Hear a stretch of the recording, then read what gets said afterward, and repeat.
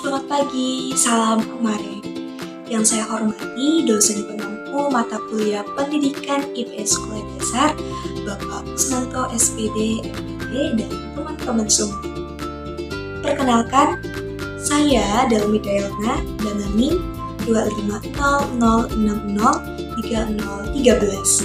Pada kesempatan kali ini, saya akan menyampaikan hasil pemikiran saya dan refleksi saya mengenai pembelajaran ilmu pengetahuan sosial atau IPS di sekolah dasar berdasarkan beberapa pertanyaan yang telah diberikan.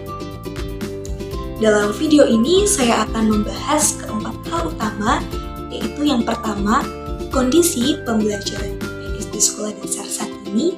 Yang kedua, relevansi materi IPS dengan kehidupan nyata siswa. Yang ketiga, kemampuan guru dalam mengembangkan pembelajaran IPS. Dan yang keempat, tantangan pembelajaran IPS di era digital. Nah, langsung saja kita ke pembahasan soal nomor pertama. Nah, kondisi pembelajaran IPS di sekolah dasar saat ini, menurut pandangan saya, kondisi pembelajaran IPS di sekolah dasar saat ini sudah mengalami yang namanya perkembangan yang cukup baik. Nah, tetapi masih belum sepenuhnya dikatakan optimal. Nah, mengapa? Karena di beberapa sekolah itu pembelajaran IPS sudah mulai menggunakan pendekatan yang lebih modern, seperti pembelajaran berbasis aktivitas, kemudian penggunaan media digital, serta pengaitan materi dengan kehidupan sehari-hari siswa. Nah, hal ini menunjukkan bahwa sudah ada nih upaya dari guru untuk membuat pembelajaran menjadi lebih menarik dan berbeda. Namun, pada kenyataannya ternyata masih banyak juga pembelajaran IPS yang dilakukan secara konvensional. Karena guru masih sering menggunakan metode ceramah, di mana siswa-siswi di kelas hanya mendengarkan, kemudian mencatat, dan menghafal materi tanpa benar-benar memahaminya. Saya ambil sebagai contoh, misalnya siswa nih diminta menghafal nama-nama tokoh sejarah, kemudian tanggal peristiwa atau nama daerah tanpa diberi pemahaman yang mendalam tentang makna dari materi tersebut. Apa akibatnya? Akibatnya tentu saja siswa merasa bosan bahwa IPS adalah pelajaran yang membosankan dan sulit karena terlalu banyak hafalan. Nah, selain itu, keterlibatan siswa dalam pembelajaran juga masih sangat kurang. Padahal kan pembelajaran yang baik seharusnya melibatkan siswa secara aktif loh, seperti melakukan diskusi, kemudian kerja kelompok atau kegiatan praktek. Itu salah satu kita untuk melibatkan siswa agar mereka menjadi jauh lebih aktif dalam kelas. Dengan demikian, dapat kita ambil kesimpulan nih bahwa kondisi pembelajaran IPS saat ini berada dalam tahap perkembangan. Sudah ada kemajuan sedikit demi sedikit, tetapi masih diperlukan perbaikan dalam metode dan strategi pembelajaran. Yang kedua, relevansi materi IPS dalam kehidupan nyata. Menurut saya, materi IPS sangat relevan nih dalam kehidupan sehari-hari siswa. Hal ini karena IPS mempelajari berbagai aspek kehidupan sosial, seperti interaksi manusia, lingkungan, ekonomi, budaya, dan sejarah. Contohnya dalam materi ekonomi sederhana, siswa belajar tentang kegiatan jual dan beli. Nah, hal ini sangat dekat kan dengan kehidupan mereka. Misalnya, saat membeli makanan di kantin sekolah. Kemudian dalam materi keberagaman, siswa belajar tentang yang namanya perbedaan antara suku, agama, dan budaya.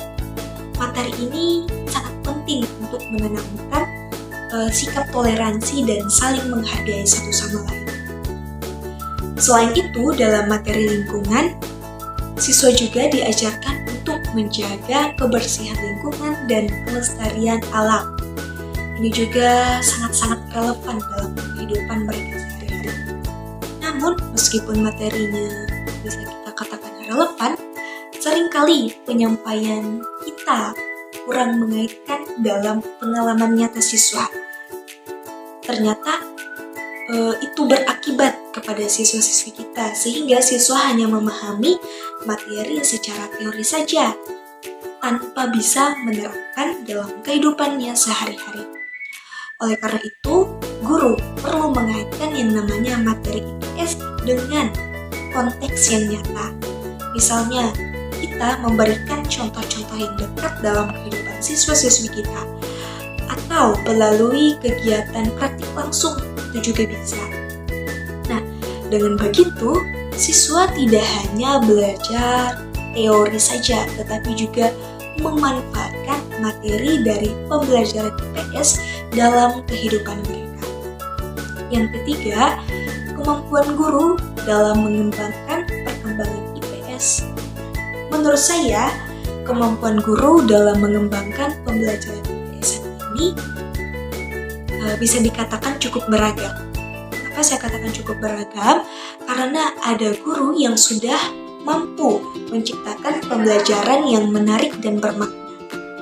Mereka menggunakan berbagai metode seperti diskusi, permainan edukatif, role play, dan menggunakan media digital seperti video pembelajaran. Guru yang kreatif juga mampu mengaitkan materi dengan kehidupan sehari-hari, sehingga siswa-siswi di kelas lebih mudah nih memahami materi apa yang telah kita sampaikan.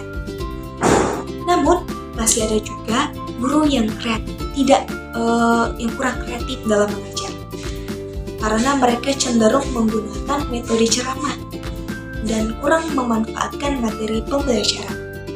Akibatnya, siswa menjadi pasif dan kurang tertarik dalam mengikuti pembelajaran di kelas. Nah, beberapa faktor yang menyebabkan hal ini antara lain, yang pertama, kurangnya pelatihan bagi guru. Yang kedua, keterbatasan fasilitas di sekolah. Yang ketiga, beban kerja guru yang cukup tinggi. Ada 3 masalah utama. Oleh karena itu, diperlukan yang namanya upaya peningkatan kemampuan guru, seperti melalui pelatihan dan pengembangan profesional guru. Karena guru juga perlu memiliki kemauan untuk terus belajar dan berinovasi agar pembelajaran IPS menjadi jauh lebih menarik dan efektif ketika kita mengajarkannya kepada siswa-siswi kita di kelas. Yang keempat, tantangan pembelajaran IPS di era digital. Di era digital saat ini, pembelajaran IPS menghadapi berbagai tantangan. Yang pertama, perkembangan teknologi yang sangat pesat membuat siswa-siswi lebih menarik daripada gadget, seperti handphone yang sering kita pakai dan media sosial. Hal ini dapat mengurangi minat belajar siswa-siswi jika tidak dimanfaatkan dengan baik. Kemudian, siswa mendapatkan banyak informasi dari luar, dari internet, tetapi tidak semua informasi tersebut benar. Oleh karena itu, siswa perlu kita bekali dengan kemampuan berpikir secara kritis agar dapat memilah informasi mana yang benar dan yang tidak benar. Yang ketiga, tidak semua sekolah memiliki fasilitas teknologi yang memadai. Hal ini menyebabkan kesenjangan dalam pembelajaran. Serta tidak semua juga loh guru memiliki kemampuan dalam menggunakan teknologi. Padahal di era digital saat ini, guru dituntut untuk mampu memanfaatkan teknologi dalam pembelajaran. Nah, setelah itu karakter siswa saat ini cenderung lebih mudah bosan dan membutuhkan pembelajaran yang lebih interaktif dan menarik.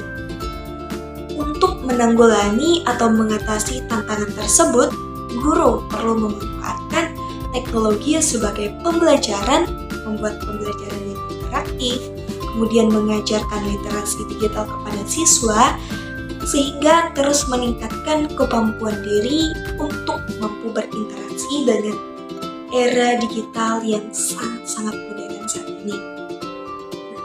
Dari seluruh pembahasan yang telah saya sampaikan, dapat saya simpulkan bahwa pembelajaran IPS di sekolah dasar saat ini sudah mengalami perkembangan, tetapi masih perlu banyak perbaikan. Karena materi IPS sebenarnya sangat relevan, sangat dekat dengan kehidupan siswa-siswi, namun perlu disampaikan dengan cara yang lebih kontekstual agar benar-benar bermanfaat. Kita juga sebagai calon bapak ibu guru dalam mengembangkan perkembangan juga sudah cukup baik, tetapi belum merata, sehingga perlu yang namanya peningkatan dalam kita merancang pembelajaran, dalam kita menyampaikan di kelas. Karena di era digital terdapat berbagai tantangan, tapi juga ada peluang yang dapat kita manfaatkan nih untuk meningkatkan kualitas pembelajaran di kelas. Oleh karena itu, perlu yang namanya kerjasama antara guru, pihak sekolah, dan orang tua murid untuk menciptakan pembelajaran IPS yang lebih menarik, relevan, dan bermakna bagi siswa-siswi kita. Sebagai penutup, dapat saya tegaskan bahwa pembelajaran IPS di sekolah dasar memiliki peran yang sangat-sangat penting dan perlu terus dikembangkan agar lebih relevan dan menarik bagi siswa.